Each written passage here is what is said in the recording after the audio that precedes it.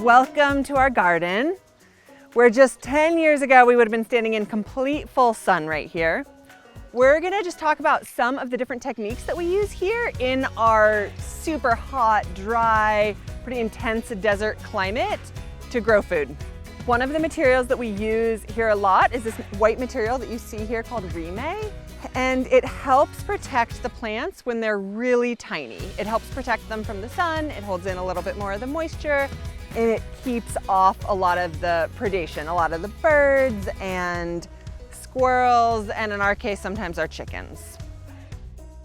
So this hoop house is our newest addition to our garden that we're super excited about. One of our main issues here that we deal with is the predation. And as you can imagine, right here in the garden, we're in this lush, green, moist little oasis within a fairly dry landscape. So all of the little critters like to come in here and feast.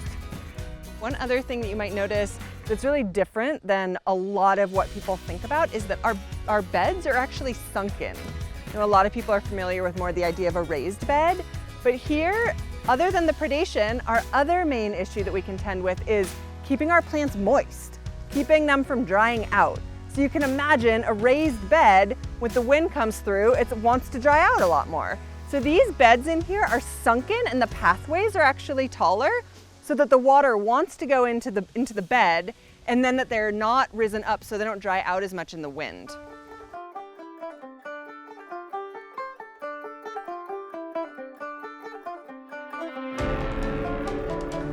So this is a wicking bed, and it's just a method of growing food with a small amount of water, really using water in a really, really efficient way. It's made out of an old recycled IBC tote, and you put the water in here through this pipe, and it fills in the bottom, and then it slowly wicks up through the bed as the bed dries out and needs that water.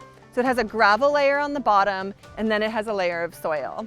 We have a 50-foot by 30-foot greenhouse that allows us to have an extension on both our fall and spring season.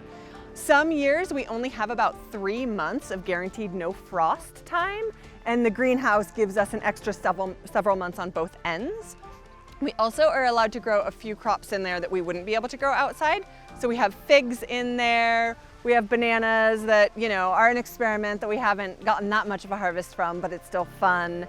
And yeah, a few other crops that we wouldn't be able to do outside. We also have a small scale mushroom production in there as well.